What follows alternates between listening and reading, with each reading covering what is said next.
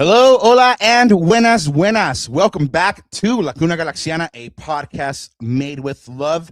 Tonight, we'll bring you our match reaction for the LA Galaxy's first match of the MLS season, a 1-1 stalemate at home against NYCFC on Sunday, February 22nd, that displayed both the highs and lows of this LA Galaxy team. We'll cover the fast start, why the Galaxy's intensity keeps dropping, the lack of attacking threat from LA, if Emiro Garces actually committed a penalty-worthy foul, and if the Galaxy should have even been in that position to begin with based on the run of play. We'll also bring you a mini Concacaf Champions Cup preview as the Galaxy will face off against Sporting San Miguelito on Wednesday at the Digs in a do-or-die leg 2 for passage to the next round. Plus, we bring you our favorite moments from a memorable home opener. All that and more coming up on tonight's episode of La Cuna Galaxiana. DJ, spin that track. G's up!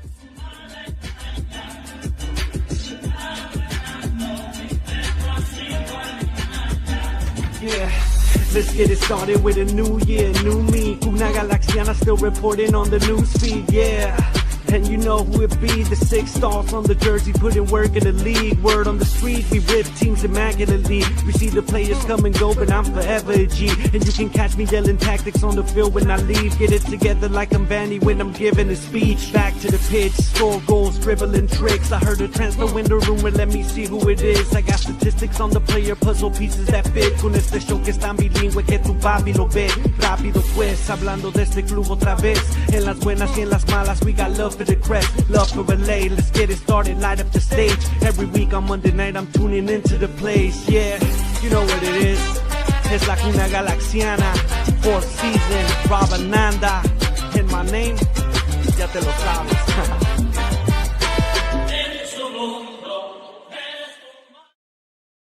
Welcome back to La Cuna Galaxiana.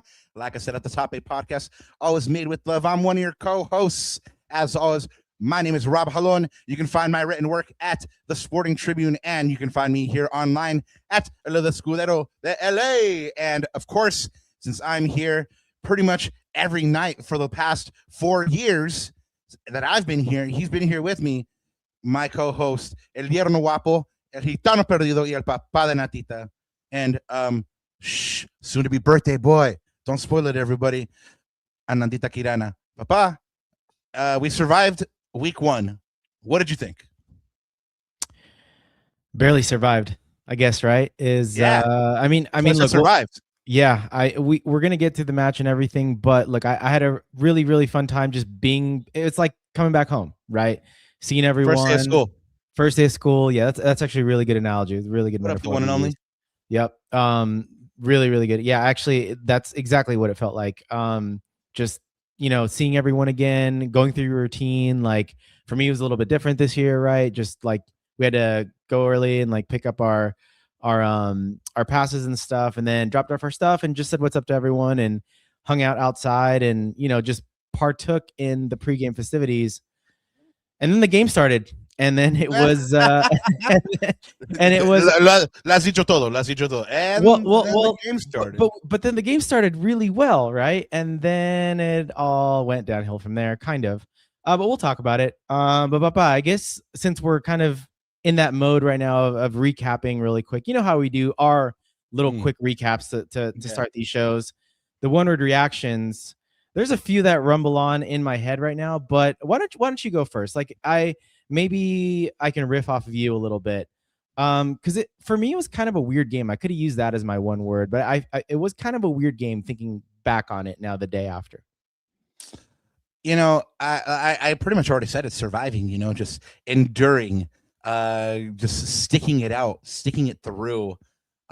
You know, for all the bad that happened, and people are gonna and people are gonna be like, oh, Rob's such an apologist, blah blah blah, blah. Like he never calls the team out. I mean, I was already getting it last night on Twitter, right? But I mean, for all that went wrong, and there was plenty that went wrong. I mean, last year, a 65th minute red card to a defender would have resulted in no points. So I just want to put that into context. So yeah, surviving, enduring. That's what I got for you. Interesting. Okay. I mean, I definitely could see that. Although that wasn't my instinct, I don't think. I think I'm gonna just go with, oh man, left wanting. Like I think I'm with the fans because I when we were walking down through the tunnel, took a slight detour, but we ended up getting to where we were supposed to at the end, right, Rob? I just felt the Hateration everywhere. Hateration everywhere. But you know what? That's a whole side story.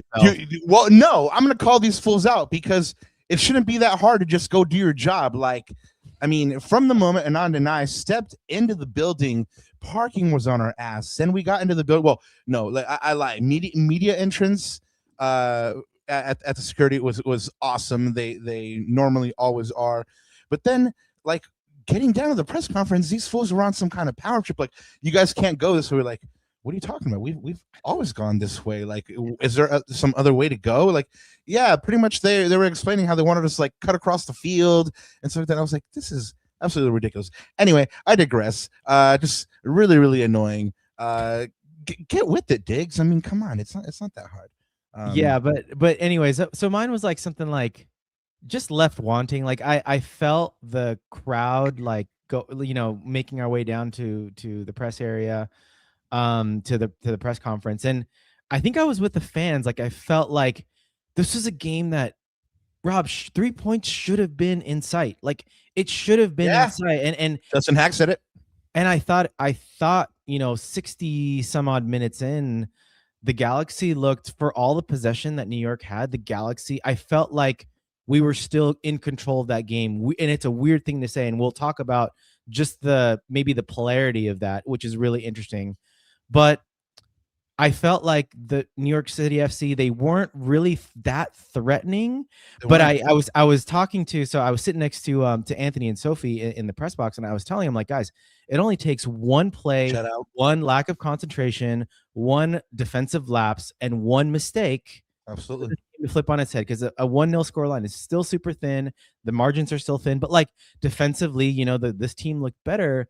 And then as soon as that play happened, and we all know what I'm talking about here, it flipped the game on its head. And to your point, though, the G's survived, but I still came out of the game saying, what the hell? That was so weird. Like, and it left me wanting for more. Like the G's had 3 points in sight, I think. And it's just a missed opportunity, in my opinion. Well, how many times have we said that since last year? We have a couple of one words right here. Jess Anthony says better. Juan Coutinho says robbed. Rally G, what up, my G? It was so nice seeing you yesterday. Yes, just lacking. Yeah, I mean, Greg will certainly talk about that. I mean, he spoke about it on the presser, how just the chances haven't been there, right? So, and we'll get into all of that. It was, like I mentioned, I mean, I just told Rally G it was nice seeing him. It's nice seeing you guys all in chat as usual. We're gonna have a good time tonight. I mean, because even though there wasn't a win, like Ananda said, it was just like that good feeling of being with friends for the first time after a long time, or that first day of school. And I want to focus on that. I want to keep the energy up and the positivity up. Yes, again, there were things to call out, and we will get to them. Hey, but on the vibe of better though, to, like what Anthony was saying, no sad foo hours. Right now we're I don't know what foo hours this is right now, but it's not sad foo hours. So that's a start. Keeping it positive, looking at the glass half full. Yeah, I mean, like I said, last year this probably would have been a loss. So there's that positive take away from it, right? Daniel, one mistake Garces said, hold my beer. And it brought to mind everything we were talking about, like last show, how when we said, for the Galaxy to win this match, they have to, and I said play free. Well, everybody except Emiro. Damn. How we should have seen that one coming. Yikes. Hey, Marvin, best thing of the night for me too. We finally got that hug. We have it on video. It was wonderful. Just man, it was awesome to hang out with everybody, man. It should have been 3 points to cap it all off. Yep. Should have been 3 points to cap it all off. 100. And these cats conspired to rob it from us, man. But anyway, thank you all for being here. Again, we are going to endure ourselves. We are going to get through this. At least, like Nana said, it's not sad for hours. Guys, I want to thank you for getting us to 800 subs. That's pretty blooming awesome for a couple of guys who at one point were just annoying their wives and eating wings and drinking beer together and talking about this team. And then their wives were like, we're seriously going to leave you guys if you keep this shit up. And then we started a podcast. And now we get to hang out with all you guys. And we thank you guys for being one of the 800 to go ahead and subscribe to this podcast. We are on the road to 9. Let's get there before the World Cup. And we haven't forgotten that we do have an Arquitecto Verbal vinyl to give away in celebration of getting to 800. We just haven't figured out how to give it away yet. So, Ananda, if you can think of anything, let us know. I think about super chats real quick. We'll probably do that the same way we did it last time, like a random lottery. Everyone can email. We'll put your name in the drawing, then we'll do the random drawing live and on stream. So that's what we did last time, and it worked out well. So it seemed to work out. So yeah. Why not? Let's do it again. Yeah.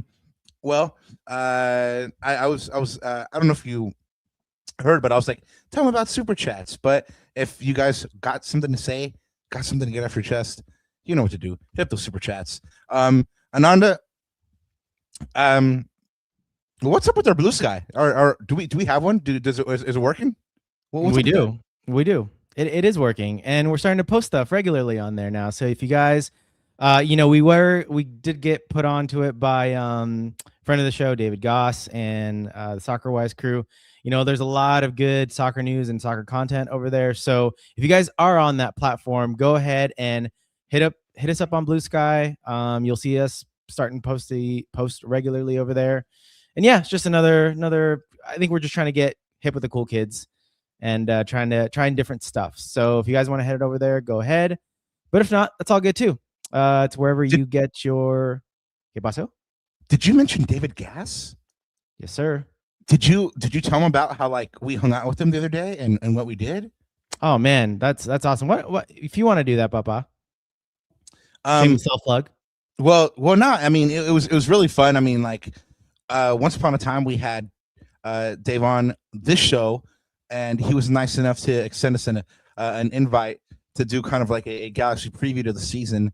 And quick anecdote, we almost missed each other completely because Dave and Soccerwise are pretty much exclusively on Blue Sky, and formerly we were pretty much exclusively on Twitter, and so we almost missed each other completely. And I'm glad we didn't miss each other like ships in the night, and we were able to hook up. And yeah, you guys can go ahead and check that out on their channel, on our channel. Shout out to both of those. The entire Soccer Wise crew. I mean, Tommy, Dave. I mean, the incredible Mr. Doyle's over there now as well, doing his thing, and a shout out to him. Yep. So yeah, go check that out, guys. Anyway, should we get into some shout outs and announcements, Governor? Let me do my quick housekeeping, then we'll get there. Yes. So guys, you can always follow me, block me, or stalk me at Cuna Galaxiana. You can find us on all of your socials at La Cuna Galaxiana is the handle. Pretty simple there, guys. And I think we've pretty much did everything else. So, como siempre, antes de olvidarme, buenos días, tardes o noches. Y bienvenidos a otro capítulo de La Cuna Galaxiana de cuarta temporada. Sí. Vámonos. Hey, my guy Ricardo just pulled up in the chat. Hey, those ribs, homie. Those ribs were fire. Those ribs were fire. So shout out for those ribs, man. The IEGs, bro. But I walked away just thinking like, man, ahora sí se puede ir a trabajar, right? Se puede ir a trabajar. Exactly. Yeah. Exactly. So those are fires. Yeah, man. And so there was a lot going on. Well, we'll get to that here in a second, but let's get through some of the shout outs real quick. Y'all heard the theme song at the beginning of the show. An incredibly talented lyricist named Arquitecto Verbal dropped that for us, season 4. He's going to be doing a live show with fellow G Pacheco Bates on March 6th at 9 p.m. Hit him up for more details. It's gonna be a fun show, man. He was telling us about how all these MCs are Spanish lyricists and Spanish MCs coming from Spain, coming from Mexico. So if you're into Spanish rap, go ahead and hit them up. Happy birthday to Dan Kalichman, the captain emeritus and Galaxy assistant coach, turned 58. He is, man, Ananda can tell you he's one of the nicest guys and most open guys to interview. A really, really fun interview. An original 96er, obviously, and he debuted for the team at their first ever match, making 68 appearances for the Galaxy. And now, like I said, he's one of your coaches, y'all. So happy birthday to Dan Kalichman. And hopefully he was surrounded by friends and family. Also, and this one is big, Melrose Place up in the house, Emmer Effers. Happy birthday as well to Andrew Shue, who was also part of that original 96 team. And, if you don't get the reference, Melrose Place, F you for being too young to get it. And now I just feel old. But anyway, happy birthday to Andrew Shue as well. And hopefully he was surrounded by friends and family. Let's go to some news. Guys, last week, the Galaxy acquired a couple of international roster spots to get compliant, first from Nashville in exchange for $140K and $110K in 26 and 27 GAM. Then they struck a deal with Toronto FC for $200K and $225K for in 2026 and 2027 GAM. And then per our good friend, the Podfather, that makes the Galaxy roster compliant. So any illusions that the Galaxy, had picked up a roster spot, an international roster spot, so a certain Brazilian was going to be on his way, unfounded. Not to say that it's not happening. We'll talk about it, but it's not through this, not yet. At least this isn't what this is. Anyway, like I said, we'll talk about it. This one is a bomb, Ananda. Just one day before the G's are set to line up, or was it two? I'm not exactly sure what day it was, but in the lead up to the home opener, it must have been Sábado, right? Because they played on Thursday. It didn't happen on Friday, so I'm pretty sure it happened on Saturday. So I think it was the day before. Yep. The Los Angeles Galaxy announced that they had waived forward Christian Ramirez. They exercised a buyout of his contract. I was surprised, man. I mean, obviously, once a G, always a G. It never really worked out for him. I think. I mean, I continuously bring up, this was one that I definitely got wrong. I said that he was gonna. Caveat. I always bring up the caveat as well. I said that he was gonna be bang on for the Galaxy, and he was gonna eat. Once Ricky Puig got back, we never got to see that version of Christian Ramirez and Ricky Puig. So I still kind of have like an out on it, but yeah, I know I definitely pegged him to be a success here in Los Angeles. It just, again, never really worked out for him, I think. What do you think, Ananda? Necessary move?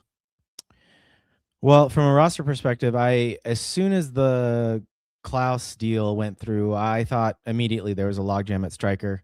Greg traditionally plays a one striker system, so to have three guys on there, especially in the wages that they're on, it's a lot. Like, I think it's a lot. And I did hear too, Rob, and I just want to, just bring this up because I thought it was interesting. Like, I think, so Josh was on earlier and he was talking about this, also being kind of necessary to be roster compliant as well. So right. This might have had, all those things kind of jumbled into one. But look, I think for me, the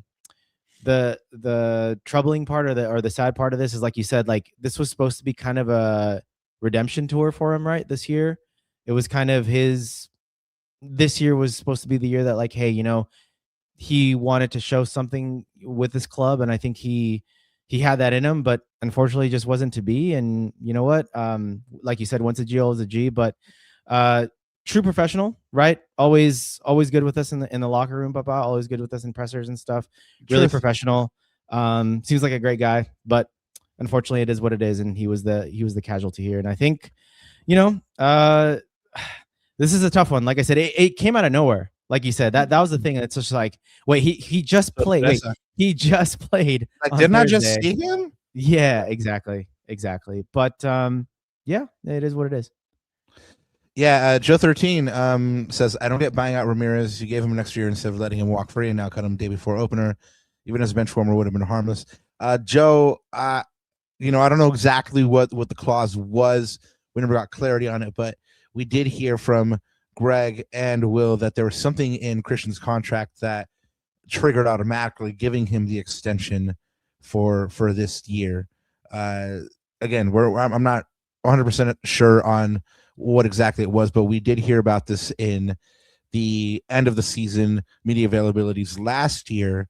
I mean, Greg was not super secret about it, about being kind of like, not upset, but just kind of like, hey, he's not going to be my striker. Like, I maybe it's not like I don't want to, but like, hey, he's not what I need. He pretty much said the same about Nascimento, and then both of them ended coming back. So like I said, I feel like it's kind of necessary as well. Like, it never really worked out for him. We did learn from Tommy Bogert that they were even exploring a deal last year at the end of the year for Christian Ramirez for Minnesota, right? So this has been a long time coming. I think it just hasn't really fit in with the way Greg wants to play. And like you said, great guy, but just it wasn't happening for him. Yeah. That you did talk about how Josh said that that basically it was necessitated by like trying to get roster compliant, which makes all these, and here's where we talk about it, guys, making all these Philippe Coutinho to the Galaxy rumors just really weird to me, right? Because I don't see how they're gonna financially get a deal done. So I mean, if you haven't been following along, Philippe Coutinho was with Vasco da Gama in Brazil. He and captaining them, actually, and he terminated his contract with them. Something about mental exhaustion and like a bunch of stuff. Like he cited a bunch of different things for terminating his contract, but it seems to be like the Galaxy might be beneficiaries of it. I mean, if there's a way to get it done under the league rules and under the mechanisms, I mean, Will Kuntz is brilliant enough to get it done. And there's smoke here. Josh said there's smoke here. I mean, there's there's a bunch of journalists out of Brazil, reputable ones, not just Christian Moraes is not an unreputable journalist, saying Philippe Coutinho is indeed a target for the LA Galaxy. Obviously, the Galaxy can still sign Philippe Coutinho because he's a free agent. Just again, I don't know how it's going to work financially. Ananda, do you see how this can work financially? Or like, first off, let's start with what E Super One's sentiment is. We need Coutinho. True or false? I mean, is this the signing that we need? I mean, I've been calling out for a number 10, but particularly I don't know about this guy as number 10. But what do you think? Yeah, no, positionally it makes a lot of sense, right? I think you can even see in the first couple of games of the season, we still have trouble creating clear-cut chances in the final third. We talked about even in the San Miguelito game on, what was that, Thursday? Just that added composure, right? That just extra second of composure in the final third. Someone to unpick the lock. We saw Marco attempt to do that a few times on Sunday. It's a guy like that, right? That will connect the midfield to the offense and really, just take this Galaxy offense up another level. And so positionally it makes sense. And it's funny, Rob, I had a conversation with our friend Gus, who, plays weekend soccer with us. Huge Vasco da Gama fan. So shout out Gus. He gave me just a little scoop on Coutinho. I basically asked him, hey, like, this rumor is out there. What do you think? Like, what do you think of his time at Vasco? And he says, honestly, like, the key indicator here was that when he left, or basically when he stopped playing with the team, he felt like Vasco da Gama was a better team, even with a bad Coutinho, versus not having him at all. So he was a pretty important cog to their wheel. And he said that honestly, I think he would relish, this is his words, I think he would relish playing with Gabriel Peck, especially if you surround him with the right pieces. He can still do damage. So Brazilians with him. Exactly. So now it's just a matter of like you said, the particulars, how you would make this work in your roster compliance, right? Like, you need an international slot, you need money. There's a lot of things at play here. So it's like, how do you make all these things work? So I guess we're just going to have to leave it to the chef and see what he's got cooking up his sleeve, right? But other than that, like, it's hard to how to see this, how this works. But a good player. I question, the only thing I question too, Papa, is the motivation. Like, is he one of those guys that has the motivation to play in another league in MLS? Like, we always hear Will Kuntz and Greg talking about high character guys, right? With high motivation, high drive. So that's always going to be a question mark for me. But the more I think about this, I'm more like, okay, this is interesting to me. Well, the data does not lie. So let's check it out here. Before he terminated his contract with Vasco, he played 3 matches in 2026, 1 goal. In 2025, 30 matches, 5 goals and 3 assists. You got to imagine that he can at least put those up here in MLS. So, I mean, you're getting at least 8 goal contributions. You're probably getting a lot more from him here in MLS, to be honest. But let's just say it's for the sake of argument, 8. But yeah, 2025, 8 goal contributions in 30 matches. In 2024, 15 matches, 2 goals, 1 assist. And he did play in the Copa Sudamericana, which is basically like the Europa League of South America. 6 matches, 1 goal, 2 assists. And you know what? You did bring up a valuable point about motivation and, that those high character guys that we always talk about. I don't like the track record of, playing 3 matches for supposedly your boyhood club that you love in 2026 and saying, I'm mentally exhausted, I gotta cancel my contract, right? And then in 2023 and 2024 he I believe goes to Saudi. I don't know, Al Duhai, I believe in Saudi, and 3 matches only as well before he decides, like, what, this isn't really for me. He did score 2 goals and had an assist in those 3 matches, but then similarly he was like, I'm out, son. Before that he was at Villa for 2 matches, so he doesn't have a track record of sticking. Undoubtedly a talented player.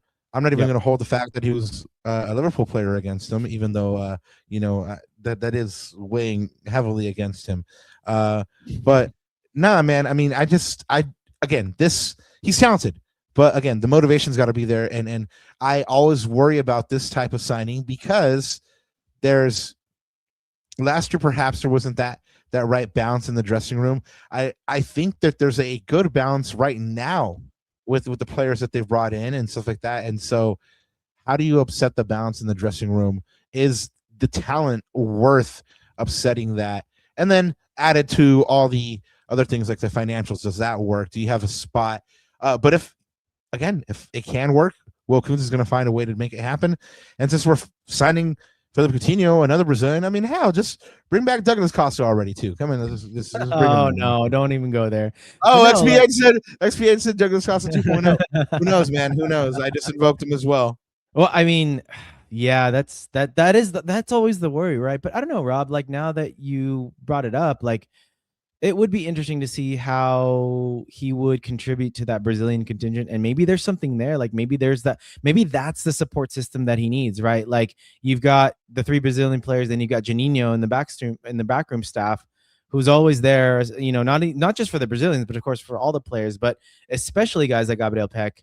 So I don't know, like, again, like right now we're speculating and we will never know unless we're in the room, like having a conversation with him and his agent kind of thing, right? So you're always going to second guess that stuff. But look, if the motivation's there and if you feel like you're going to get, you know, if Will Kuntz feels good about coming out of that conversation with him and his agent, then I think you got to explore it. But, and look, I think he's got to feel somewhat good because again, there's some smoke around. There's some smoke, right? Like, and when there's smoke, there's fire. So, and it hasn't been neither denied nor confirmed. So it's just kind of like dormant. So we'll see. We'll see. Yeah. Well, I just want to put this one out there. Again, I have not been approached by the Galaxy to fill the number 10 spot. And I actually would actually have to turn Will Kuntz down unless he offered 8 pupusas instead of 6. So anyway, there's that. But no, Philippe Coutinho to the Galaxy, man, it is interesting. I mean, it is the kind of move that the Galaxy would make. It ticks a lot of boxes. I mean, it would fill a position of need, a number 10 with the talented player. You know, on the commercial side, it would be gangbusters. There's a really nice, tight-knit community of Brazilians here in Los Angeles. And I'm sure they would get behind him. But again, the motivation, that's the big one. The motivation. Does he have it? Who knows? I actually didn't see how old is good old Philippe here, because he seems like he's eternal, but he's 33 at the moment right now. So, you know, do we take a gamble on a 33-year-old? I mean, we already have a 36-year-old, and I've been calling out for it's gonna come. It's gonna come. I'm just gonna say it's gonna come back to what you always say. If the money's right, then do it. You know. So again, it's gonna depend on what roster mechanisms we have to even get. And that's what it comes down to. So let's wait to see what the Galaxy do here. Yeah, it's gonna be interesting to see what they can or cannot pull off. Like you said, there is smoke, and I am one to wholeheartedly believe if there's a way to get it done, Will Kuntz is going to find it, man. Again, this is a Galaxy type move, and I hope if it does happen, Philippe Coutinho gets here and he just shuts me the hell up. That would be lovely, and goes off. Anyway, moving on. There were more teams besides the Galaxy. Yes, I know that it's true. There are other teams that kicked off this weekend in MLS kicks off, and there were a bunch of interesting results around the league. Some that I picked out that I thought were of note. DC United beat Philly 1-0. Nashville and La Nueva Estrella Cristina Espinosa beat New England 4-1. LAFC beat Inter Miami, the reigning champions, 3-0. San Diego beat Montreal 5-0, and then San Jose beat SKC. And let's be honest, SKC is not projected to be a very good team, but they still won 3-0. Ananda, what, if any, are the most surprising results to you, or what games did you happen to catch? What storylines were you kind of interested in this weekend? I mean, honestly, just because they're in our backyard, they're the noisy neighbors. I think we've got to go to LAFC Inter Miami. I think I was less shocked with LAFC. Well, actually, no. I was actually, let's put it this way. I was more shocked with how bad Inter Miami looked. Like, they looked bad. Like slow. Like, they look slow. They look lethargic. The hangover, the cup hangover is real. I mean, I know. I was hearing some conversations about shoot, what if Inter Miami had the year that the Galaxy had last year post cup, right? Like, what if? And based off of game one, I mean, you saw it. Like, you just saw how slow and lethargic they were. Now, granted, they have the Messiah, right? They have the GOAT, but is that enough to carry them through a 34-game season into the playoffs? Like, they really got to shore up a lot of things, man. The defense looks slow. They were just getting countered on like wave after wave. Denny Boanga was a handful to deal with. I mean, they had to put 2-3 guys on him as usual. So, yeah, just not a good look for Miami. Not a good look. Man. Inter Miami needs to figure something out quick. But I'd argue that their main goal is the Champions Cup. Whatever happens in the league is like, all right, cool, whatever. But as long as they pick up that Champions Cup, right? But now they were exposed for sure, sure. You called out Denny Bouanga. I mean, obviously, you don't like saying anything positive about Son because he's a former Spur.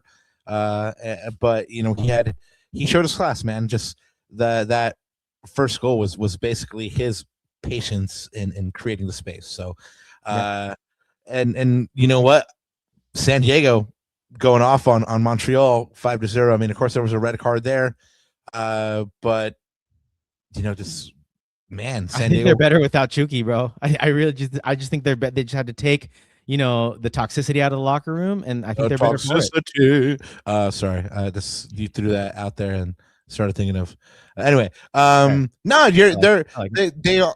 What happened? I like it. Oh, right on. Yeah, no, it's crazy, man. Like, and Chucky still hasn't moved on, man. He's still like, you know what? I can still make my way back in. I think it's over, Chucky. I think they've moved on, especially with results like that, man. Anyway, I feel like this is a good moment to remind y'all that first off that we love you guys. Gracias, cuneros. But second off, jump on that YouTube thingy. Like, subscribe, go ahead let us know what you're digging about the show and what we can improve on. Obviously, we go ahead and try to do everything in our power to give you guys an enjoyable time. So you know where to find us at Cuna Galaxiana on pretty much everything. Ananda, I think that's the same thing on that Blue Sky thing. Yeah. Yes, sir. Nice.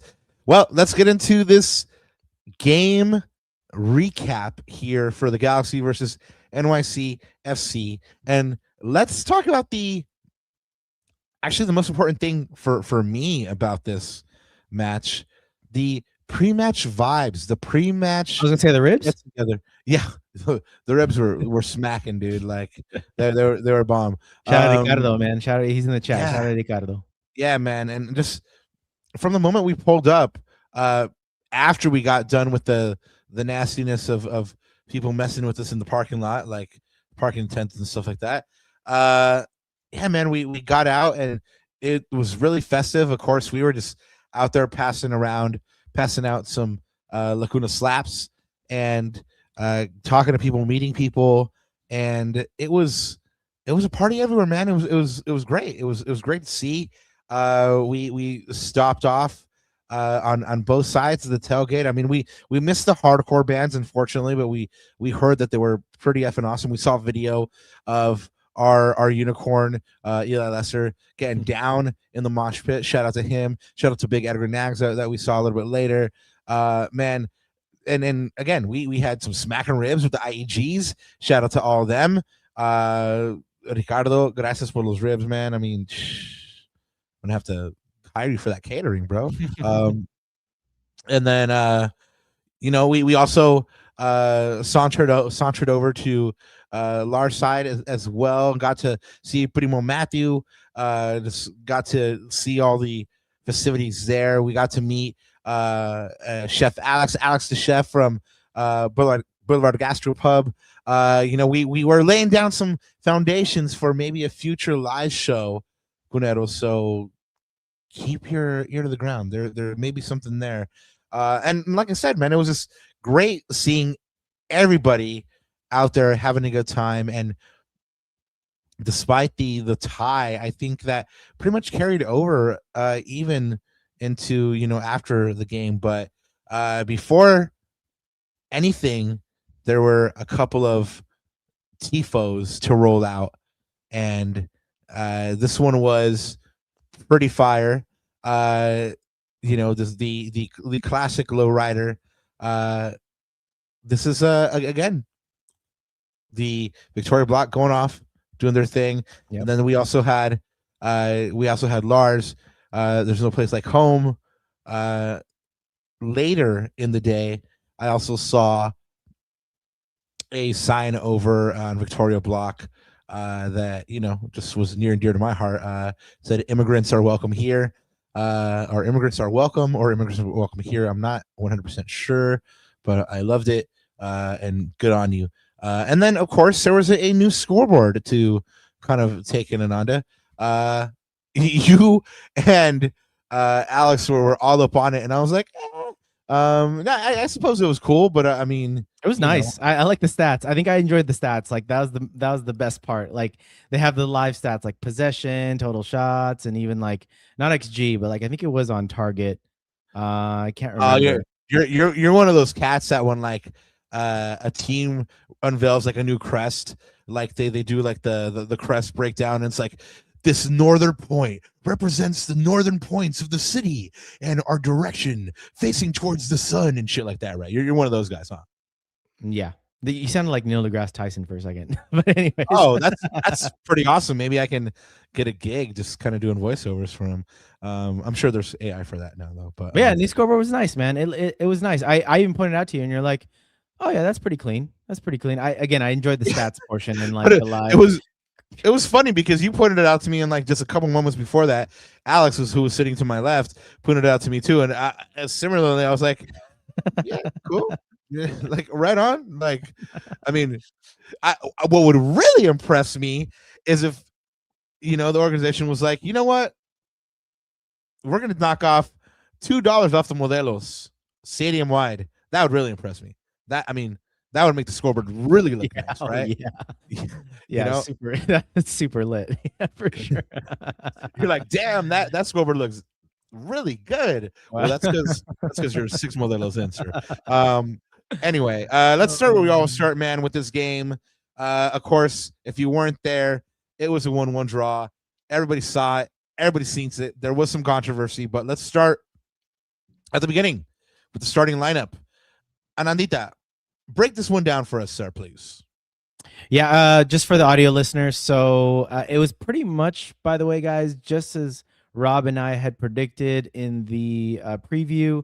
So Novak in goal, back four of Aude, Garces, Glesnes, and Yamane. Midfield trio of Marco Reus leading the line at the number 10 with Lucas Sanabria and Justin Haak in the double pivot. And JP, Klaus, and Peck are 3 DPs as the 3 attackers. No surprises here for me, but like I said, it's what we predicted based off of the lineup that Greg chose in the CCC.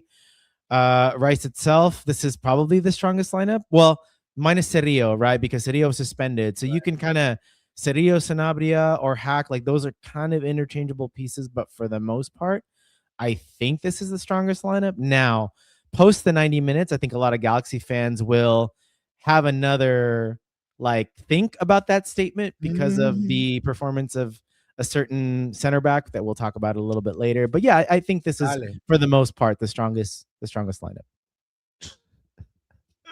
Oh, I'm laughing. I'm dying at this comment by Lex and chat right here. Starting Ramirez versus Sporting Miguelito. Didn't really see him a couple days there. Yeah, that's sinister, bro. That's diabolical. I'm actually laughing at Ricky's comment. $2 Modelos and everyone beat line none in seats. Whoa, Ricky, I said $2 off the Modelos.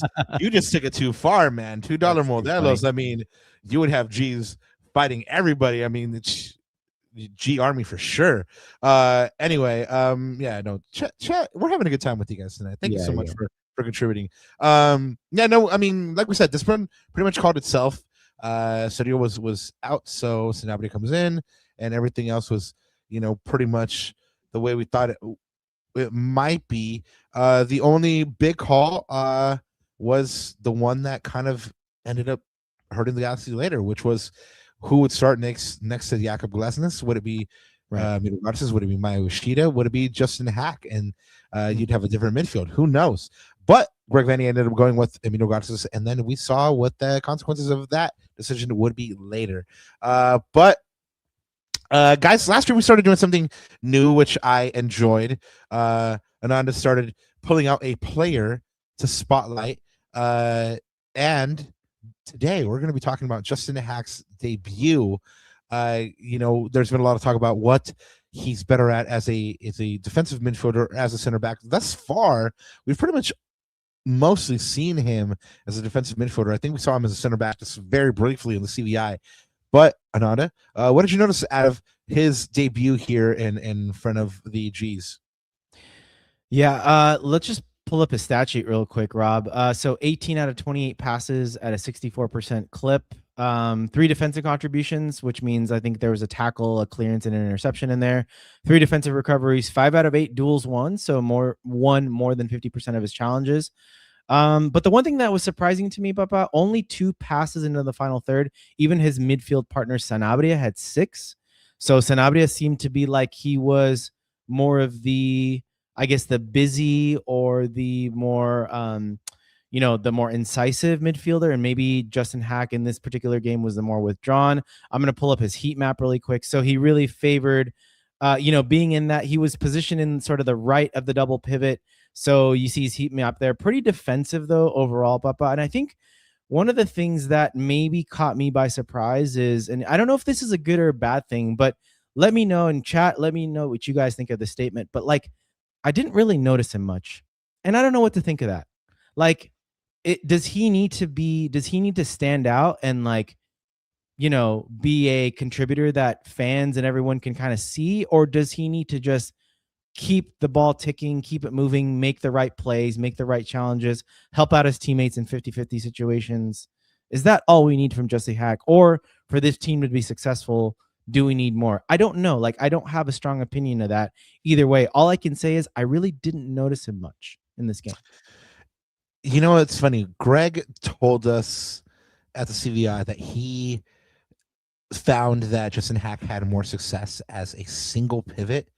Unfortunately, that's not how you're seeing him deployed. You're seeing him deployed as a double pivot with Lucas Sanabria, because those two need to cover a lot of ground in the absence of Marco Reus, not really tracking back too much, pretty much contributing to the offense and not so much to the defense. So I don't think that we have seen an ideal Justin Haak yet by virtue of what Greg has had to go with.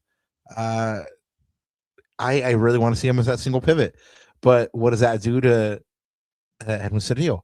What does that do to the midfield makeup, right? Because if you have Justin Haak as the defensive midfielder, that obviously displaces Edwin Cedillo.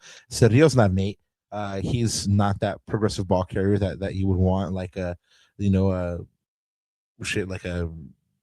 kind of like in the Gaston mold, but even Gaston was more of a defensive midfielder, but he was like more of a he could carry the ball, he could progress the ball. But yeah, man, I think there's a Justin Haak conundrum, really, that's once Greg unlocks it, he will get the best out of this team.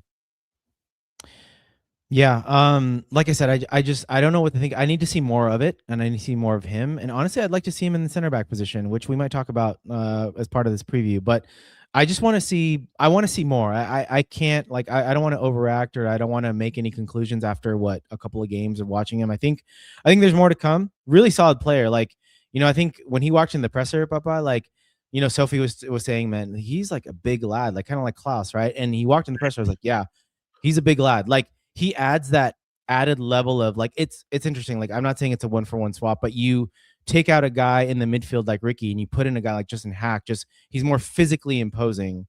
So in certain games, like, you're going to need that ruggedness. You're going to need that physicality. And I think, like, from a physicality standpoint, that's a positive for me that he adds to the midfield. But now it's just a matter of, like, how can he best help this team? And I don't know the answer to that yet. Not especially not after a couple games. I don't think Greg knows the answer to that yet, but in my head, man, in my head, I was gonna say,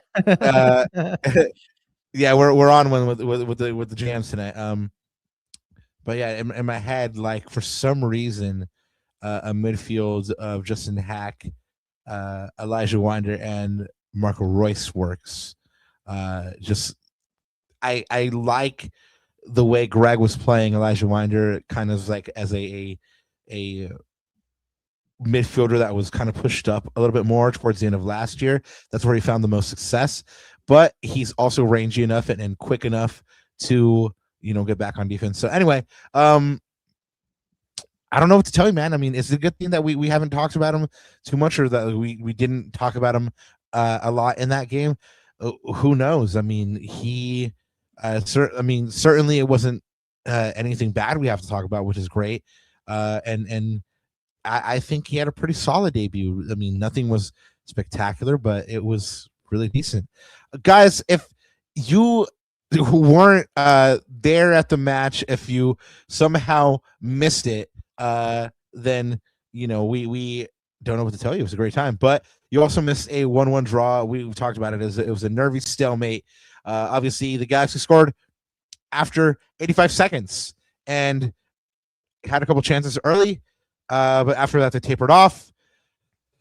And it was João Klaus on his debut with the opening goal. They would take that into halftime 1-0.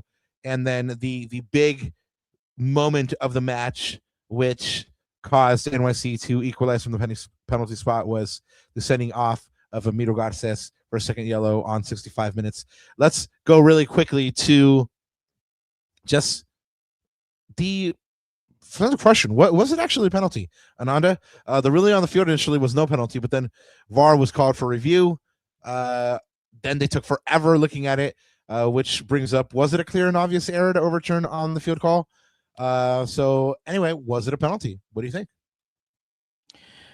So when it happened, immediately because I heard Greg say the same thing. Immediately I thought, ooh, that looked like a penalty, right? Yeah. Like without looking at any replays, like when it happened, I was like, ooh, that didn't look good. That looked like a penalty. Just the way he fell on the back of the attacker's foot there, I was like, that does not look good. And by the way, for you guys on the audio, I pulled up stills of basically the play right before when he sort of cut across, and apparently he kind of chicken winged Emmy in the chest, and that's partly what caused Emmy to follow. I mean, he was smart though. Like, he ran across him because he knew he was going to cut off the angle, and probably he was looking for that contact, right? That's the thing.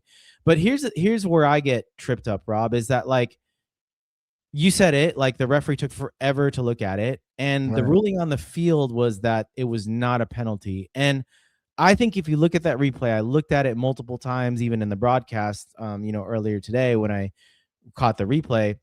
I just didn't think like it was a clear and obvious to overturn the call. And I think that's where I get tripped up. Could it have been a penalty? Yes, but the referee didn't call it. So now you're taking that premise and you're saying, okay, was that a clear and obvious error? And from the replays that I saw, honestly, like, if anything, the attacker makes first contact, throws that little chicken wing out there. Like, what does Shaq say? Barbecue chicken, right? Like, with this post up move, that's basically what he tried. Like, he tried to cut the angle and he was looking for contact. And then of course Emmy tripped him. And then I put the still up there. It's hard to tell from that angle. It probably looks like he trips and then he falls over his back leg. And I don't even know, like, is there contact right there between his chest and his back? I have no idea. It's hard to see from that angle. But I think the bigger thing is, it was, given that it was a non-call, it wasn't clear and obvious to me. But having said that, like I said, when I saw the play live, I thought it was a penalty. So what do I know? Yeah, well, we are going to look at the official answer from pro refs here in a second. But you know what? I got to give you a yellow card really quick, man. You know why? Yeah, so because we've been on tonight for 53 minutes, and you have not brought up once that we're going to be talking to Joe Coutinho on Thursday. Oh man, I was saving for that for the end.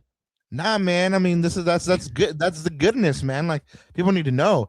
Tarjeta Maria for you, and you know what? I gotta hold myself to the same standard. Tarjeta Maria for me as well. So we're in good company, Amito. Let's bring up the pro ref answer to this.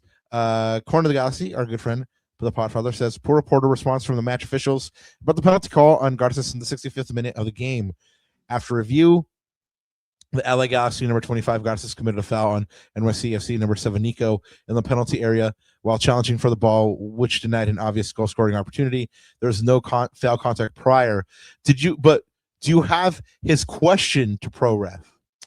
Oh, I don't have that. We're gonna have to pull it up and read it. But it was worded in a way where basically, like, we wanted the explanation, right? Like, we wanted the justification for why the call was made. I'm gonna have to pull that up. I just have the answer here.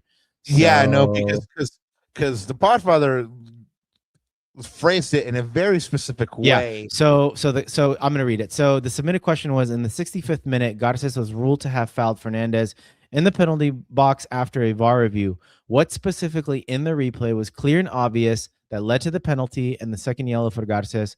And what if any weight was given to Fernandez imitating, or I think he meant initiating, the contact with his arm to Garces' chest, chin, face prior to both parties going to the ground, which is what I talked about just a second ago, right? Which is like Fernandez is insinuating the contact, or he's looking for that contact. Chicken wing. Yeah. The chicken wing that you're talking about. Yep. Yeah, no, it's crazy. Like that they're saying that there's no foul contact prior. I mean, you can clearly see that. That's such a canned answer, in my opinion. Yeah. Yeah, no, it was just terrible. Pro refs haciendo la suya again. They messed up here. Unfortunately, it's another instance of the Galaxy getting the short end of the stick. However, they should never have been in that position to begin with. They had enough early to put a couple of goals away. They did not do it. It happened a couple times last year. They didn't take advantage of the opportunities. They came back to bite them in the butt. It did again this time. I mean, there was one moment of indiscipline or madness, and Emiro Garces gets shown that second yellow. They get the penalty call against them, and 1-1. What's crazy here, and the thing that I mentioned that drew so much ire from a couple people online was that Emiro was already slated to come off. He and Aude were already slated to come off. They both had yellows. Yeah, they both had Aude yellows. had a yellow too. Mm-hmm. Maya and Nelson were on the sideline for a cool minute already, waiting to come on. Like, I honestly thought they were going to be brought on with the previous stoppage play, and for whatever reason, the refs did not allow that to happen. And unfortunately, it played out wrong for the Galaxy, because just one play later, Emiro gets sent off. But yeah, they had both players on the sideline waiting to come on, and just the timing just didn't work out for them. One thing I have to say too is, like, I thought, and you guys correctly pointed out in chat, I think the first yellow was also really silly. Like, absolutely, it's in the middle of the park.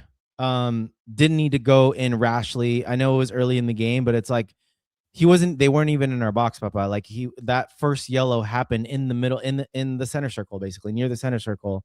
So that was reckless, and it didn't need to happen. I think this is like the conversation we have with Emiro, right? It's like that he's got all the physical attributes to be a great center back, but the problem is just the composure, the mentality, just like the adrenaline rush to like go into those challenges. It's like, take a cue from guys like Maya Yoshida and Jakub Glesnes, like cool, calm, and composed, right? And like, if you have those physical attributes, like, especially with young defenders, man, it's all about like distance recognition and like knowing your distances, like when to lunge in, when to not, when to use your body effectively, and when to like shade the defender towards the byline or towards the touchline. Like, Jakub does this so well. Like, he uses his body really well, and he reads the play really well. So like, he knows his distances really well, right? Like, he knows when he can lunge in or when not to. Like, I remember Jakub like even went to ground towards the end of the game. It was like a game-saving challenge in our own box. And like, I know that comes through experience, but that's one of those things that I think frustrates a lot of fans with Emmy. And it's one of those things that he's got to learn, man. He's got to learn quick if he wants to basically keep his starting spot, because I think a lot of fans are on him right now. No, you said it, man. I mean, there's been a lot of talk about what is the center back pairing going to be, and these displays are not helping his cause, man.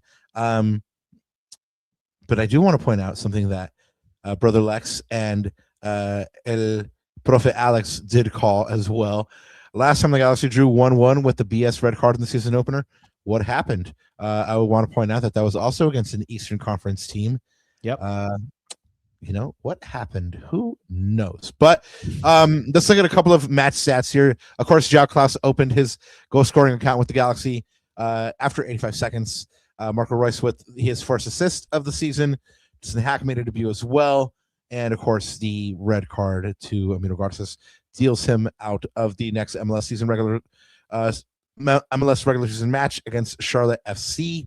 One key stat from this match, Ananda, that you want to call out. I think you alluded to it, but Papa, my one key stat was actually brought to our attention by friend of the show, Prof. Alex. He says the last time the LA Galaxy finished the match with 39% possession or less, the opening match of the 2024 MLS season, 1-1 tie with Inter Miami. Galaxy finished with 34%, the lowest in the Greg Vanney area. And I think that's really interesting. Like, that possession stat I thought was really key. Like, I didn't even realize until I looked at the scoreboard, again, the shiny new scoreboard that we have, like, that we were getting outpossessed. But see, this is the irony, right? It's like, I felt like the Galaxy were, I wouldn't say in the driving seat, but we had control of the game. And I felt like on the balance of play, the Galaxy at that time when they had the 1-0 lead was deserving of that 1-0 lead, even though we were being outpossessed. So it's like, this goes to show you that we don't always need possession to be effective in games, right, Rob? And I think it's one of those, like I said, it's a polarity that, like, we've got to, maybe Greg's got to think about even as a coaching staff, right? Like, I just never felt like we were under the caution. If you look at those stats, Papa, their 60% position, it almost looks like the Galaxy stat line, 10 shots, but only 1 on target, versus the Galaxy with our only 40% possession, had 8 shots and 7 of those on target. Remember we talked about at San Miguelito last time, we had like 18 shots, but less than 5 were on target. Like, that's not what you want to see.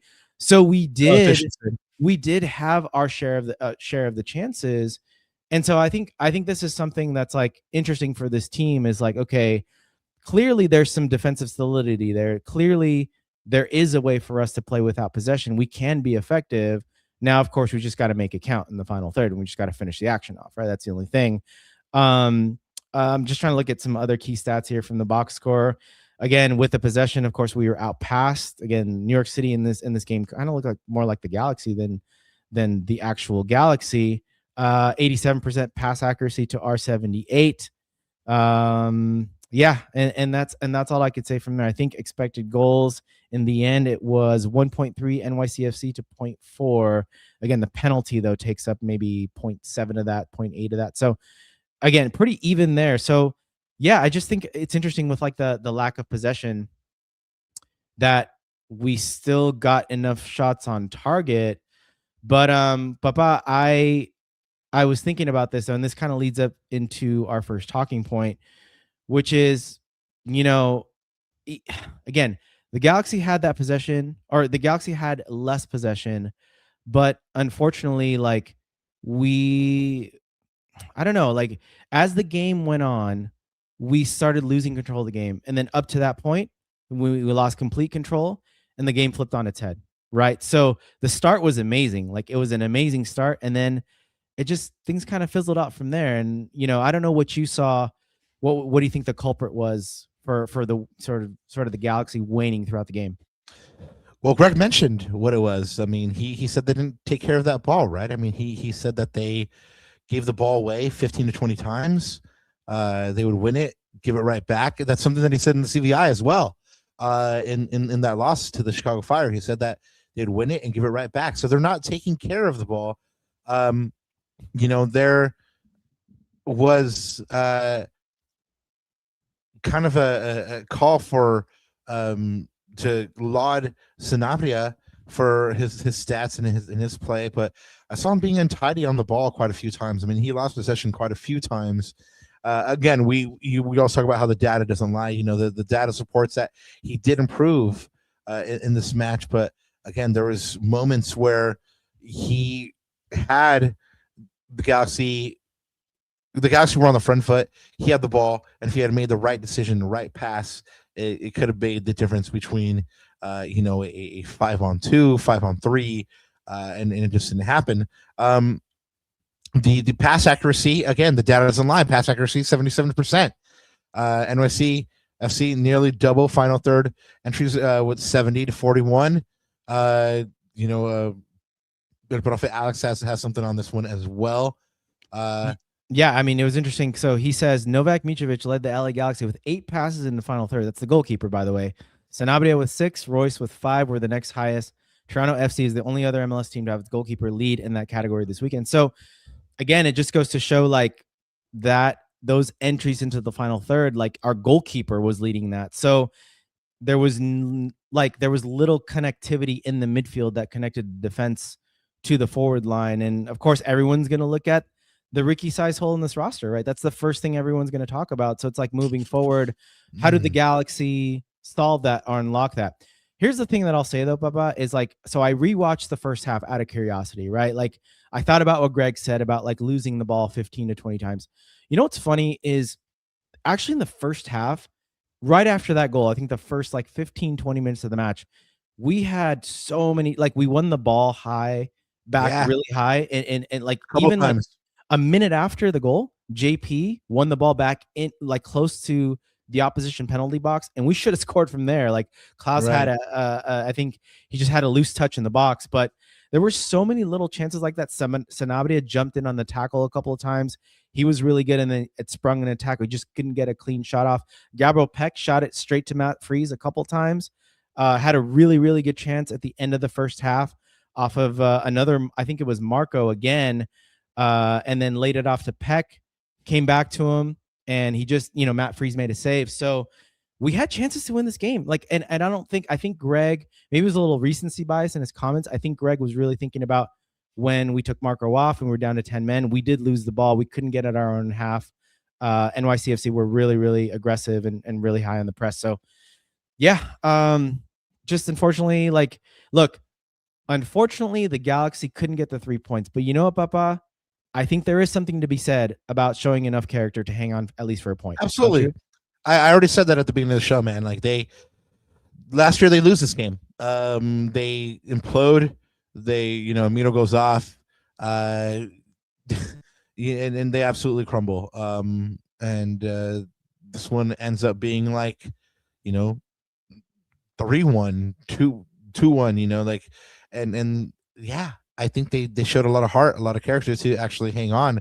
They were against it.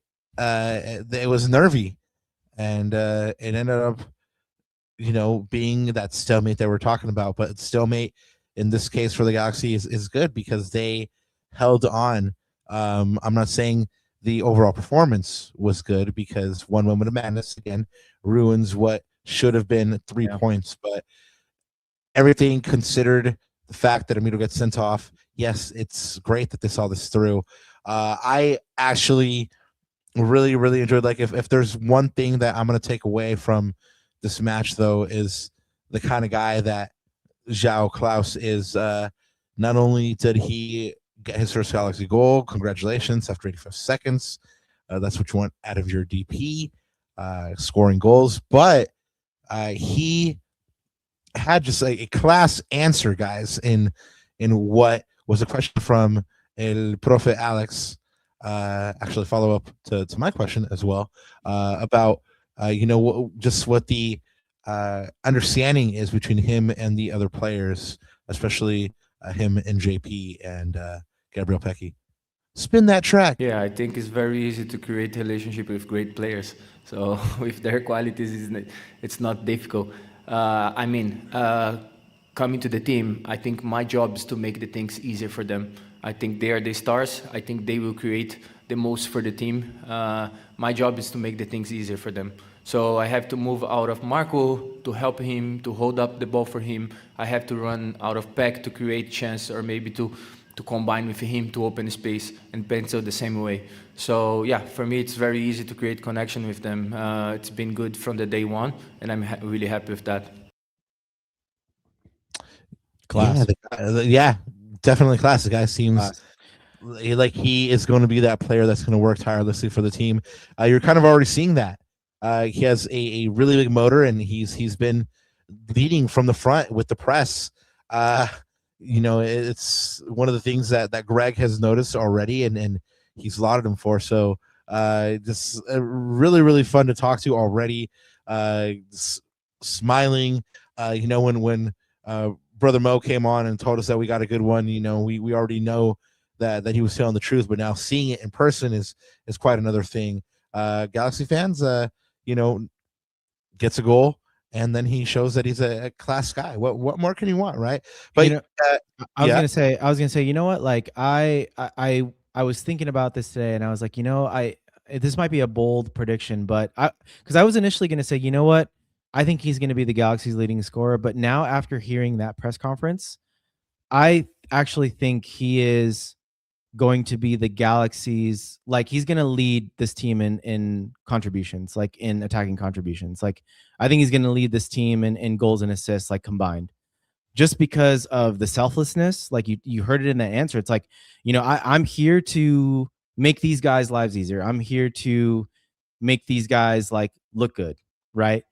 And like, what humility, like you see a lot of strikers, like they have a huge ego, like, they want the goals for themselves. Like they feel like their job is to bag the goals. But João Klaus, he's like, no, like I'm here to be a teammate, to be a good professional, to be a good teammate, and to help all these other guys succeed. And so that's just like huge humility. That's high character on top of the motor that he has in the defensive work rate. So he not only says right things, Papa, he not only says the right things, but he does it on the pitch. Like he shows it on the pitch. So like I said, I think he's going to lead this team in goal contributions this year, in both goals and assists. And I think he's going to be a really, really important piece for this team. And I think most importantly, I think he's going to shut all the doubters wrong of, Will Kuntz making the decision to make him the third DP of this team. Like I really think he is going to prove that to the Galaxy fans. You know what, Papa? Like I don't want to skip around segments here, but I'm just going to say it right now. Defending the badge all day, every day, easy. Oh yeah, I'm glad. Easy. I'm glad you said Easy. it, because this is big defending the badge type energy for me, man. Obviously, you have a couple other players that might have been worthy. I mean, Klaus got the goal, of course, but JP had looked very threatening early on. Glesnes had a great performance defensively, and Marco Reus got the assist. But yeah, we always talking about how defending the badge is not only what you do on the pitch, but the way you present for the team, what you do for the team. And yeah, Klaus, you got it right on the money, man. Ananda and I are very, very rarely in agreement on a defending of the badge, but I think we're pretty much.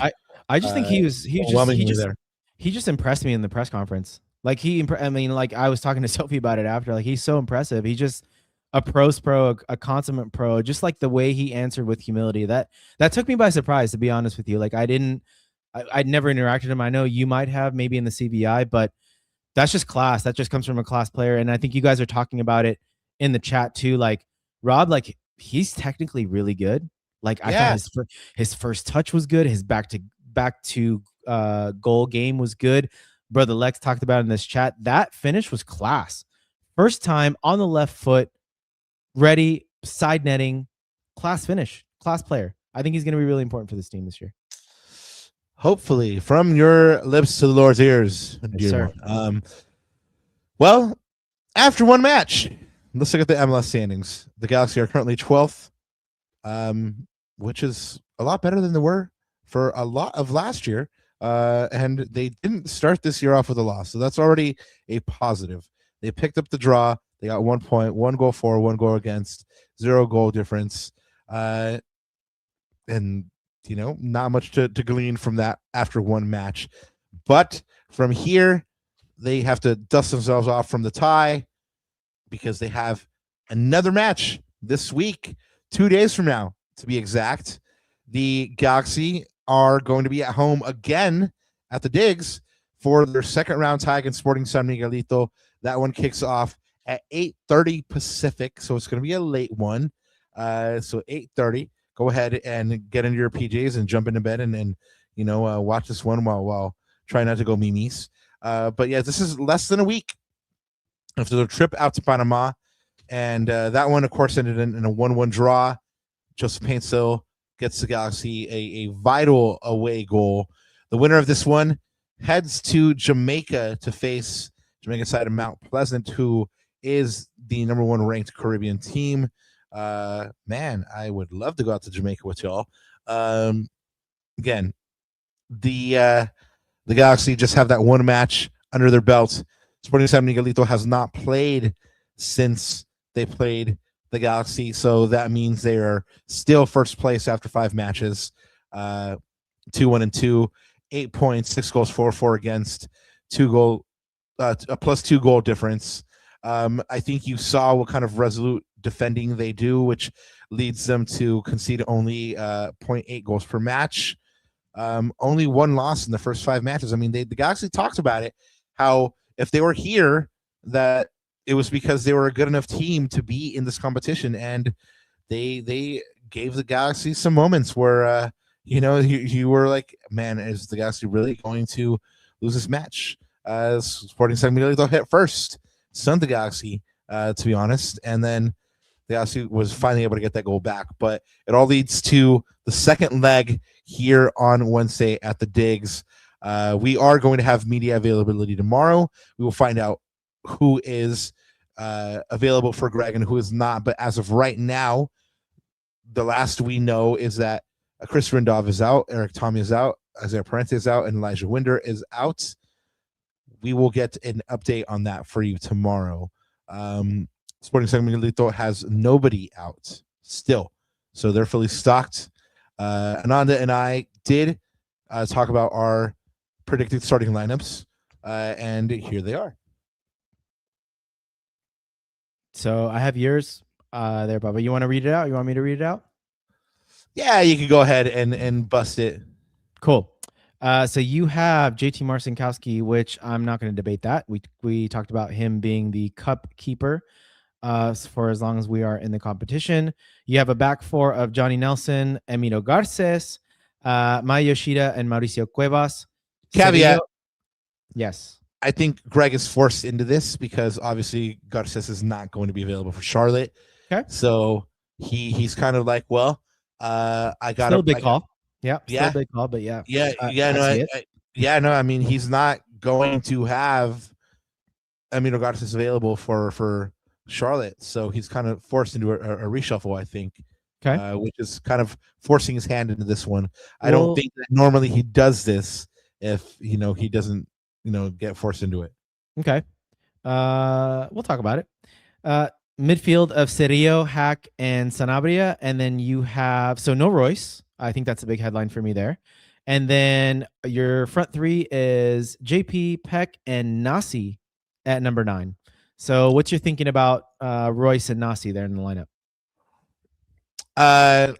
Nasi, I think he's a little bit quicker. I've liked his combination play with Peck on occasion.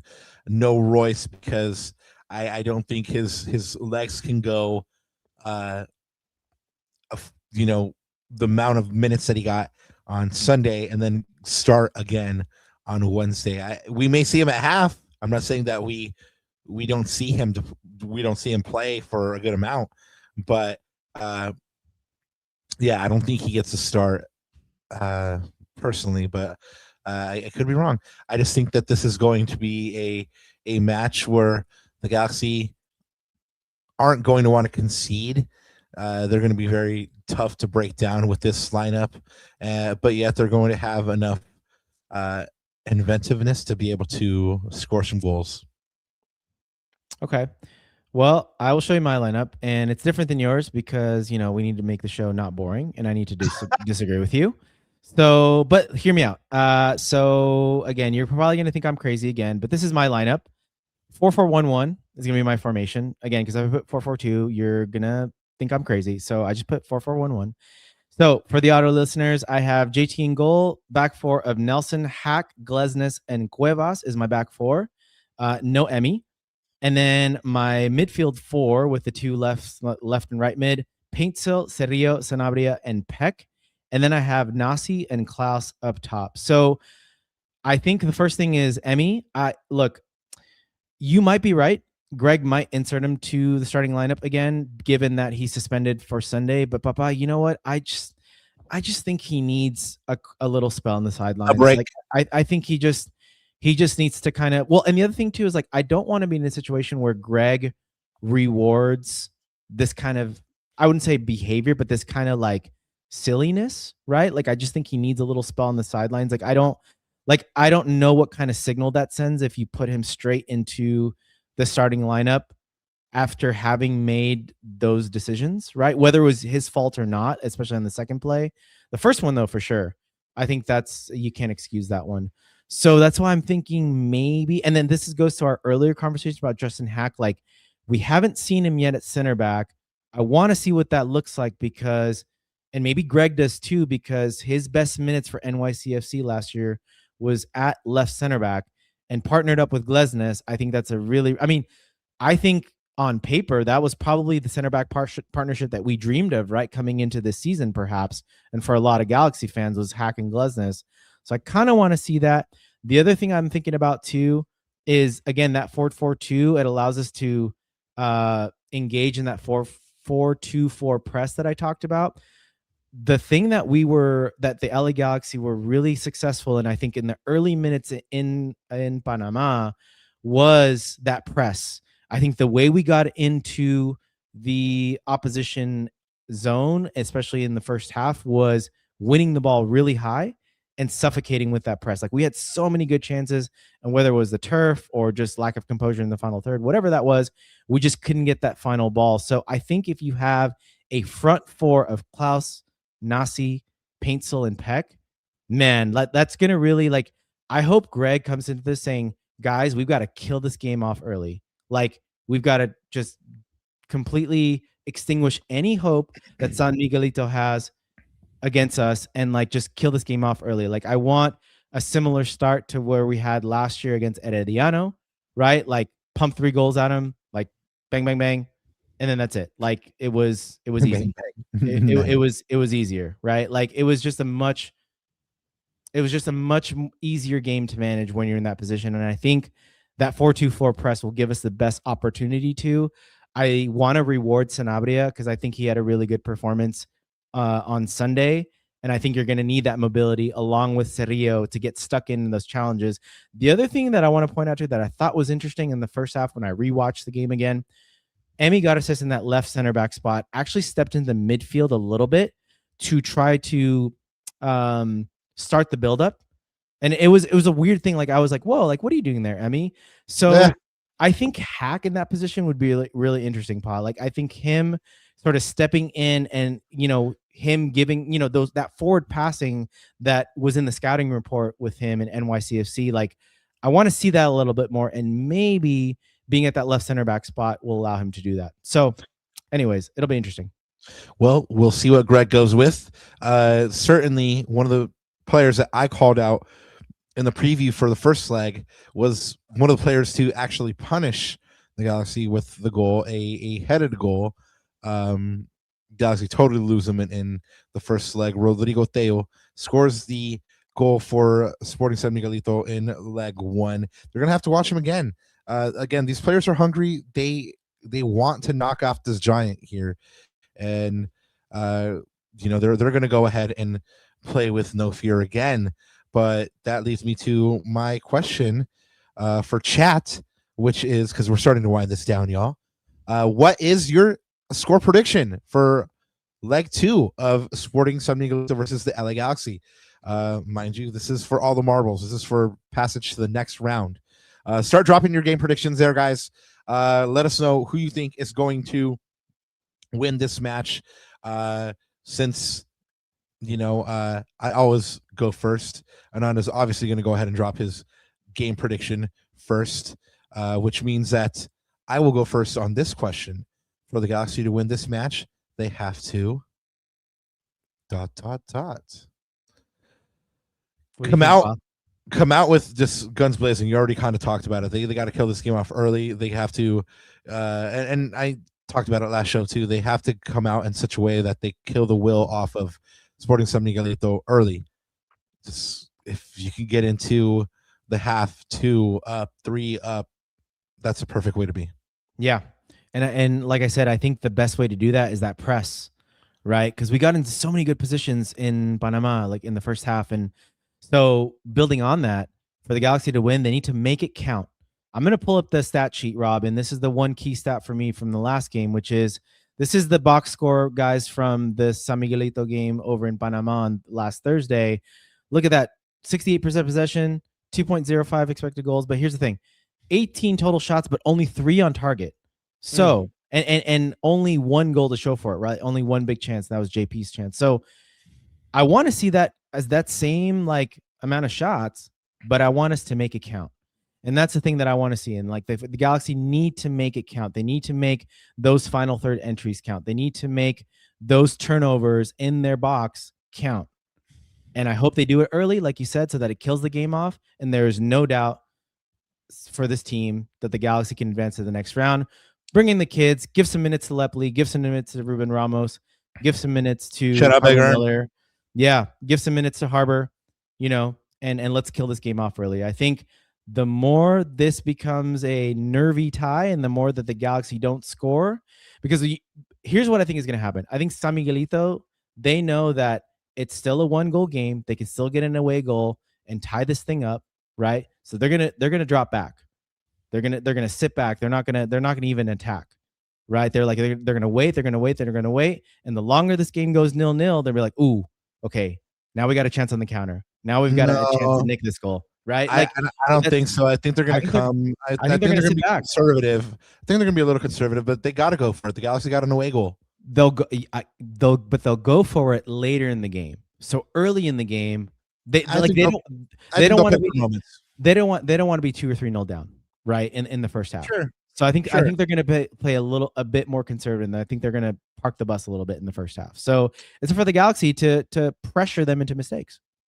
Well, that, you know, I think we have a little bit of a difference of opinion of the way Sporting San Miguelito might approach this match, but that just leads us to our score prediction. You said San Miguelito doesn't want to be 2 or 3 down. Well, what do you think is going to happen in this match? Do you think the Galaxy takes leg 2 over San Miguelito? I think they do. And I will go with a 3-1 scoreline. Maybe not necessarily as 4-1 like Herediano, although I was thereabouts, 3-1, 4-1, something like that. I think the Galaxy will score in the first half, and I think that'll sort of ease the nerves in the building and everyone watching. And then I think as San Miguelito starts coming out, I think that's when the Galaxy now pump like 1 or 2 more goals in that sequence. We might give up a late one, but I think that first goal, whoever scores the first goal in this game, very, very important. I hope it's the Galaxy, and I think it's going to be the Galaxy in the first half, and then we'll blow the game wide open sort of in the middle to latter stages of the second half as San Miguelito starts coming out of their shell. But that's based off how I think San Miguelito is going to play us. So, yeah, you're right. Whoever scores the first goal is going to be in the driver's seat. If Sporting San Miguelito scores first, obviously they get an away goal, and that just resets the whole entire tie. If the Galaxy get it first, then Sporting San Miguelito is going to need to attack, and that gives the Galaxy more space. And they will take advantage of that space and score another one. And I think this one will end 2-0 for a Galaxy win, which puts them through to the next round and sets them up for the weekend against Charlotte, and sets us up for a conversation with Mr. Joe Coutinho. That's going to be happening on Thursday, February 26th. If you guys haven't heard, Joe Coutinho will be joining us. He'll be here to give us his thoughts on the first few games of the Galaxy season. So go ahead and stay tuned for that. But Ananda, I think we are pretty much unanimous in chat. We're pretty much unanimous here that it will be a Galaxy win. I'm gonna pull up some of these scores just to kind of show the unanimous nature of how we're thinking. I think it's gonna be, you know, this should be I wouldn't say a blowout, but this should be a Galaxy win. I think there should be no doubts. If the Galaxy don't advance, I think there's going to be major questions being asked, but let's hope we don't get there. So eSuper 1, 3-0. Nightmare with the 4-1. La Habra 4-1.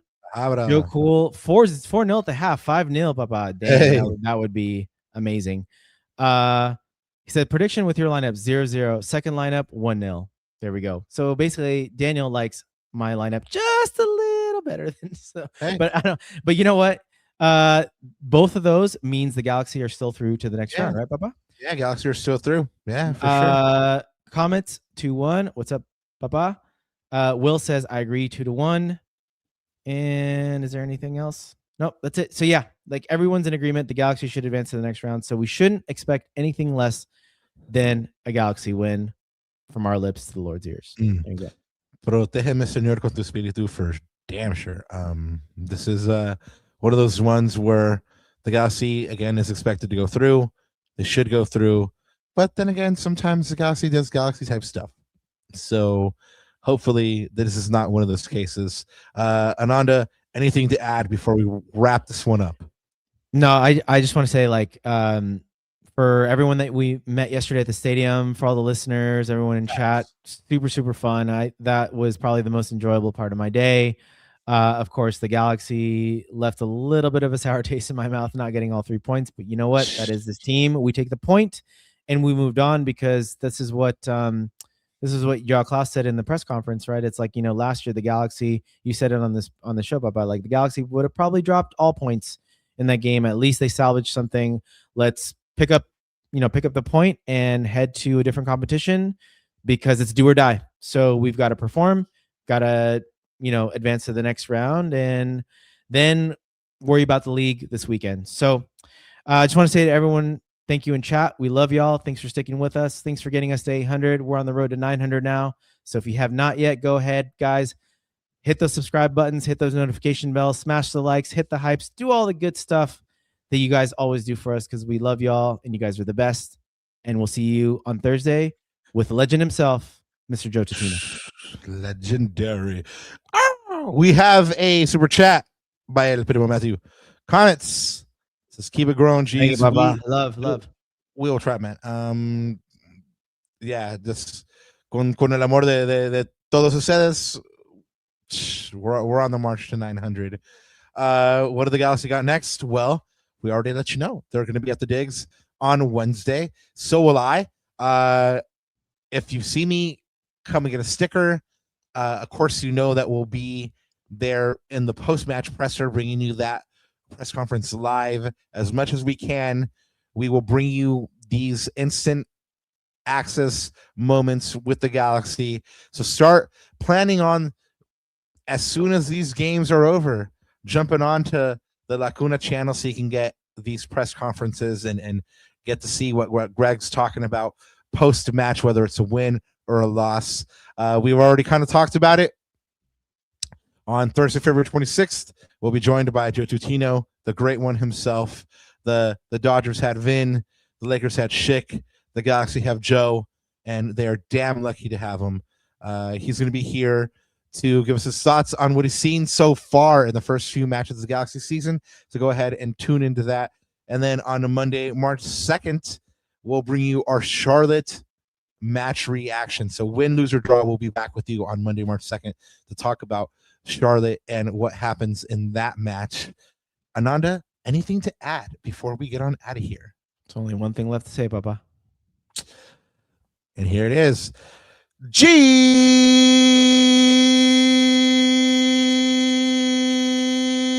up! Love y'all. Chat.